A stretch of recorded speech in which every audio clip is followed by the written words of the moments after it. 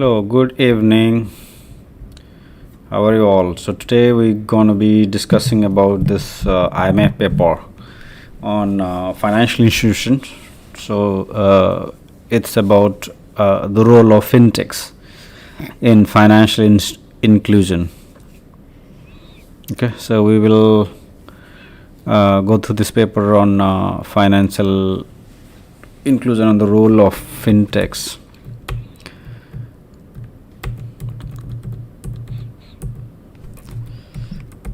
Okay, so we'll start with the abstract of the paper, and the abstract goes like this. This paper examines the role of fintech or in financial inclusion. What is fintech, right? It's about the new age technology company which are acting as banks, but these are not traditional banks. They're more digital. You can open an account just by using your mobile phone, going to the app and providing some online documents, and you can open your bank account, something that you cannot do in a traditional bank. These are the payment company, the likes of a lot of the new age technology company engaged in digital payment. In India you have Paytm. In the UK you have Revolut.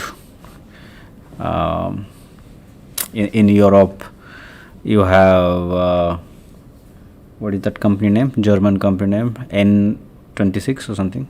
Yeah. So these are the companies, right? And what the authors have done is that they have taken the data to analyze whether fintech is actually helping in financial inclusion, or is it doing the opposite of that. Okay, so they have taken the data on using the global Findex data, data coming from more emerging market economies, and they have found out that fintech has a higher positive correlation with digital financial inclusion. That means fintech is actually correlated with digital financial inclusion than the traditional measures of financial inclusions. That means more and more people are opening account and participating in a formal economy through banks because of the fintechs. So that's one of the finding. However, there are some not so good findings. For example, it doesn't really help in terms of bringing women,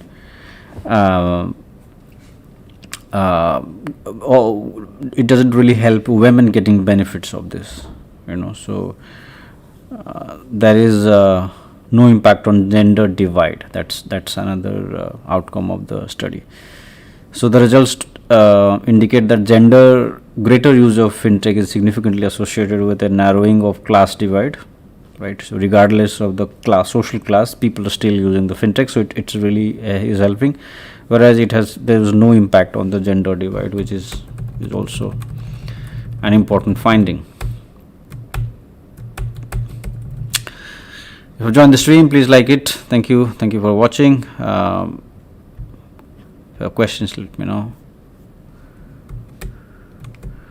So the paper is structured like this. It starts with the introduction, the problem statement basically, and then you have the recent trends and the literature on this, and then you have the data that they've used, and then you have last part is the modeling and result interpretation, and finally they have concluded with their findings. All right, so start with the introduction, and you see that this particular research is actually very difficult to do because data is not available, and without proper empirical evidence you cannot conclude anything on such an important topic. Data is not available properly because the new age financial technology firms are not supposed to share their own internal data with outsiders. That is a data breach, right? and these companies are not directly under regulators, so you don't have the data even with the regulators. A lot of them are not under any formal regulation, so you do not have that kind of data. And also because the data is only for a short period of time, isn't this fintech companies actually started sometime like 10, 15, 20 years back, right? So you don't have a longer history. And this paper analyzes as to whether fintech improves digital financial inclusion. And the second important questions what it tries to answer is, are there segments of society that are not included because they do not have the capacity and means to adopt fintech, such as women, poor, and people living in rural areas? The question is about whether people who were not able to access the formal financial system, women, poor people living in rural areas, are they able to access using or through these fintech companies? That's another question. Now, the traditional indicators of financial inclusion, what are these indicators? Like having bank accounts, having number of branches, right? In many countries, you don't have banks in the rural areas. So people in the rural areas have no means to save their money or to take advantage of the formal financial system, whether getting a credit, saving money to get interest on their savings, investing in different financial assets. They have no means to do that because there's simply no banks there. But and in fact many of them don't even have an account, whereas you see that with the new age technological companies, many people are able to open their accounts even without going to the banks. So whether there is a bank at your place or not, you still can open an account. So the question is about, are people from rural areas taking advantage of that? Similar situation is with the women. Many women, especially in developing countries, were simply not able to access the benefits of the formal financial system. But are they able to do that now with the fintech, with the mobile phone in hand, right? But the question is whether these people do have a mobile phone or not, whether there is access to internet or not, whether they know how to do that or not. So all these things are also playing part. Okay, and there are several indexes actually, which so the indexes are actually telling us whether there is financial inclusion or not. So there is a digital financial inclusion index. I think it was started by the Indian economist Mr. Sahai. You have Fletcher School's Digital Intelligence Index. You have World Bank Digital Adoption Index. Using this data, the authors have some sort of build a regression model to find out whether which factors are correlated first of all, and how are they distributed across different segments of the society, whether rural and non-rural, male and female, rich and poor.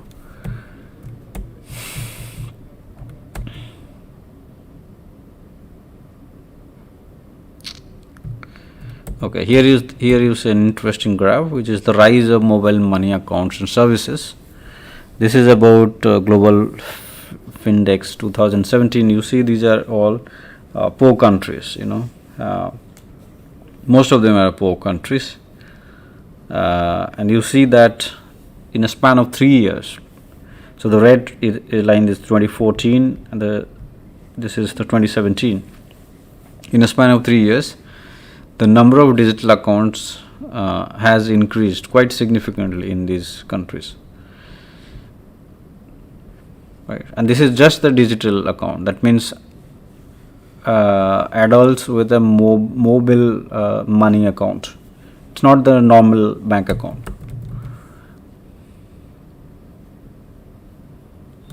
This is the global transaction through mobile money. It has increased quite sharply in the last 10 years. It was, barely 5%, less than 5% in 2009. In 2019, it was over 60, sorry, not percentage, sorry, it's about billion, over 60 billion US dollar transaction happened in 2019 itself.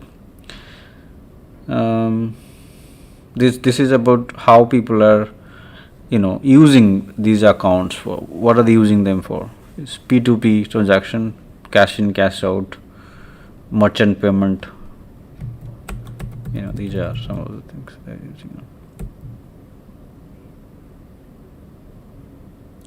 Yeah, as I said, there's lack of comprehensive data variables on digital financial inclusions. So there's simply not enough data to do this study, but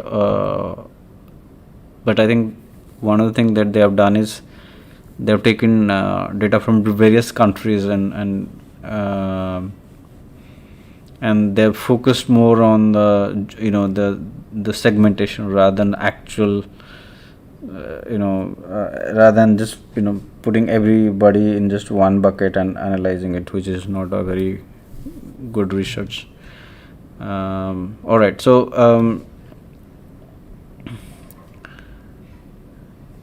Mr. Shah was an economist with Reserve Bank of India, I guess it was. He has done this research, which is about that what are the benefits that people are getting through the fintech services, and where they are actually more engaged in, whether it's mobile payment, whether it's point and sell services, right? It's happening in India, for example. Even in the most basic stuff in small town and villages, people are using the mobile payment services. They're also using it for crowdfunding. They're also getting collateral loans, although that's not happening actually a lot, but some of them. Some fintech companies have started lending money to these people that they would otherwise not be getting money from a traditional bank. So that sort of research has shown that this penetration has already happened, but to what extent it is inclusive is a question mark. The new measures suggest that digital financial inclusion increased significantly in the years preceding the COVID-19 crisis. So before the COVID-19 crisis, it really entered the market. I think during the COVID-19 crisis, I think things accelerated at a very fast pace. I've seen that in India, but I'm sure this is also true in many other developing countries.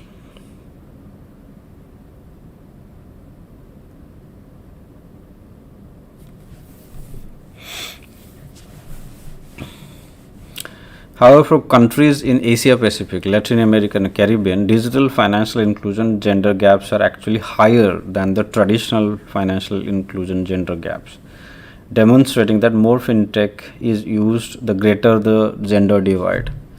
And this is a very interesting finding from this paper, that fintechs, although are helping in many ways in increasing the financial inclusion or making it better, but when it comes to gender divide, it's the opposite of it.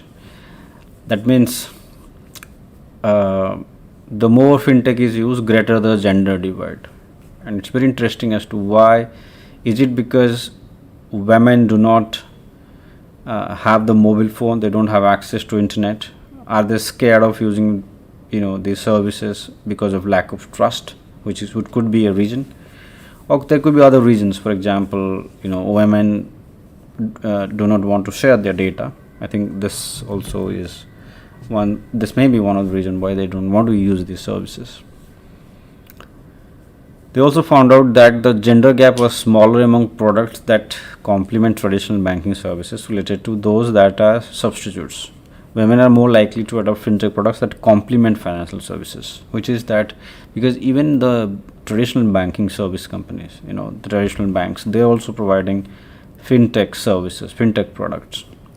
So women tend to believe in these sort of organizations where fintech is more of an additional service, fintech service.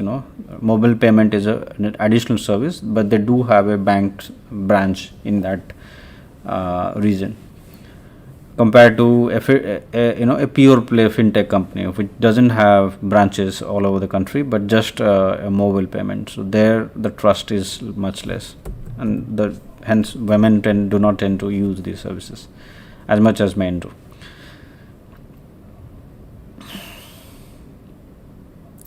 Similarly, it was also seen in the Asian payment system, both traditional and digital, the gender gap persists even in digital models like mobile money, which is what the other study also said, right? And then there are some bad things about what's going on with fintech and how it's not helping in financial inclusion. The business models of fintech startups are geared towards solving real life problems such as payment apps that make it almost free and painless for migrant workers to send money home to the remote villages, right? Which is wonderful thing actually. People working in other big cities, they can send money home just by using the mobile phone. That used to be one hell of a task for them, right? Going to the bank, sending money, and then waiting for a couple of more days to for their family to get the money back home in the villages. But that's now happening instantly, so that's a wonderful thing. However, as digital financial services become more ubiquitous and gain greater traction, researchers and regulators are becoming more aware of the dark side of fintech. So there are some issues with the fintech which the authors have discussed here. For example, the benefits are not going to the minority section of the society: women, aged people, poor, and minority groups. Many reasons: lack of access to digital infrastructure such as mobile phones, computers, internet, financial and digital literacy. A lot of people simply do not know. Women do not know even more, because obviously the literacy rate itself is relatively lower compared to men, and women simply do not want to use more sophisticated techniques to do things. It could be because of lack of financial and digital illiteracy. Potential biases in algorithm, it could happen, right? The algorithms used for assessing credit worthiness of customers, that may be may be biased towards certain section of the society. And the research has shown that women in general have lower rates of bank accounts ownership than men. This has been an outcome of the research by many people. So this could also be reason why, but it shows that women do not simply want to participate, because a lot of times women do not have an income. Actually, a lot of poor countries, women do not work, they do not participate in the formal economy, they do not do anything actually. So it will never be the case then. A recent paper by the BIS found that 29% of men use fintech products and services compared to 21% of women. The fintech gender gap, 8%, was larger in the gap, right? So men use the fintech products way more, about 8 percentage point more than the women, which is quite significant gap, right? And they have also delved into the reasons why women do not use, or maybe use less compared to men. Women worry more about the privacy and personal data protection than men, which is quite obvious, right? Especially in poor countries.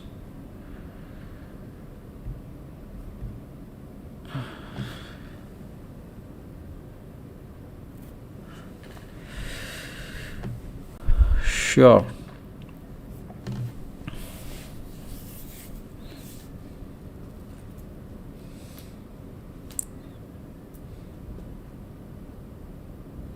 According to Alliance for Affordable Internet, only 48% of women has access to the internet compared to 55% of men globally.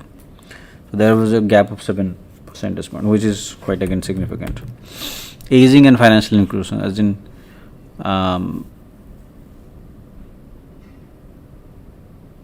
how elderly people are using them. I think it is quite obvious that they will not like it, right? Who would like to change things at that age, right? Nobody. So it's quite obvious that older people are not getting the benefit of this system. And then you have biases in algorithm scoring. This is quite a topic actually. A lot of fintechs are using the AI algorithm, machine learning algorithms, where the only emphasis is given to prediction accuracy, even if it at the cost of being biased towards certain section of the society, and that's still fine for them. It's not the case in traditional banking, because in many big banks, they do not use the big banks do not use very sophisticated algorithms, and they're not supposed to use because of regulations. So it is easy to understand whether an algorithm is biased towards certain section of the society or not. Whereas if you use sophisticated AI algorithms, things are very difficult to analyze. Then you have some visual plots actually. One is on the number of accounts for male versus female. You see a huge difference, right? The blue part is the male, the red is the female. See a very huge gap. Then use internet to pay bills, again very different. Male dominated by in all regions, by the way. In the y-axis you have different regions. Then you have digital payment, again quite different. Rich and poor, more rich people are using fintechs compared to poor people. So it's not helping in many ways, right? Especially on gender and rich and poor, it is simply not helping.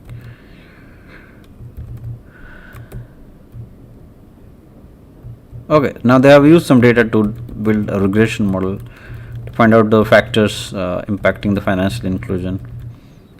They've taken this World Bank Digital Adoption Index and such things. This is the correlation matrix. You see number of accounts with branches and digital financial inclusion index and how they are correlated. I think they have already discussed this.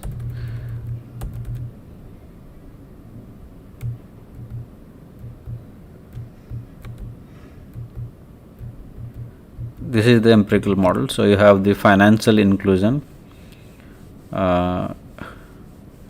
is a factor of the fintech variable, as in how fintech is affecting, and x variables are the control variables, which is per capita income, education level, population, etc. Right, because that could also have an impact. So you ensure that you keep them fixed and then analyze. So these are control variables. So what they have done is, first we ran panel regression with fixed effect to examine the effect of fintechs of financial inclusion using various traditional and digital financial inclusion measures and different proxies for fintech. As shown in table 3, the correlation of fintech proxies by leapfrog and capital raise have positive signs and statistically significant in most regression with digital financial inclusion and digital intelligence. The results suggest that the two fintech proxies have a positive effect on digital financial inclusion that is consistent with the emerging literature. I think important to look at the results of this regression. So fintech is positively correlated with the especially I should not look at the first 4 and see about the cell phone and the more cell phone people use is more likely that people will use fintechs. Similarly about internet.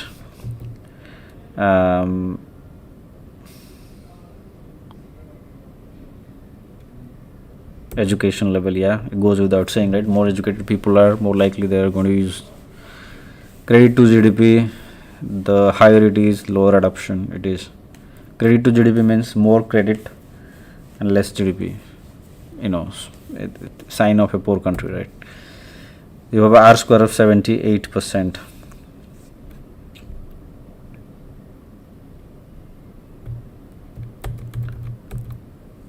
And then they have also analyzed about whether there is a gender divide in this. You see also many significant variables here. Well, this is a correlation matrix, I think, right?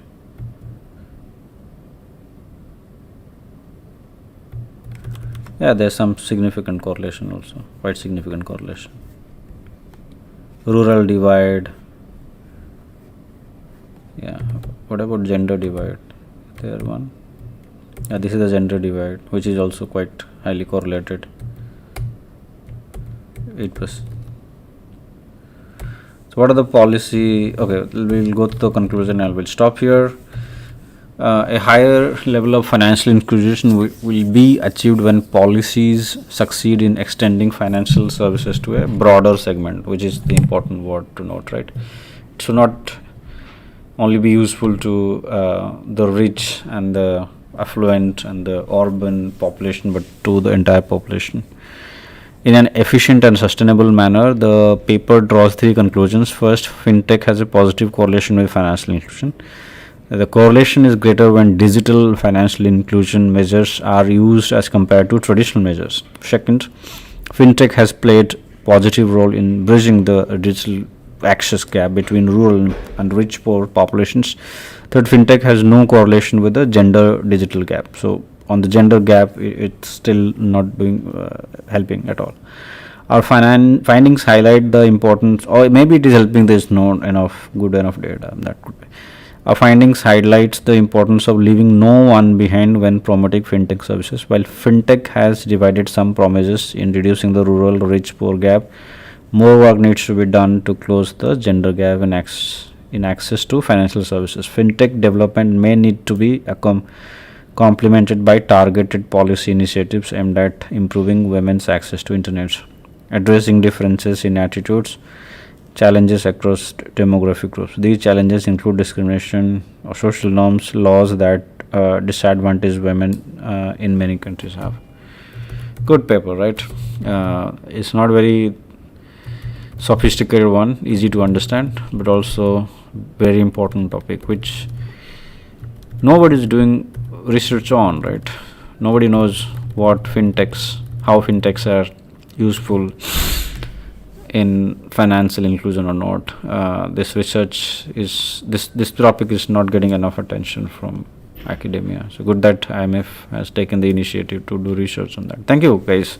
Thanks for joining. We'll see you tomorrow. See you some other day. This is your research area, Daniel Krupa. Okay, thank you.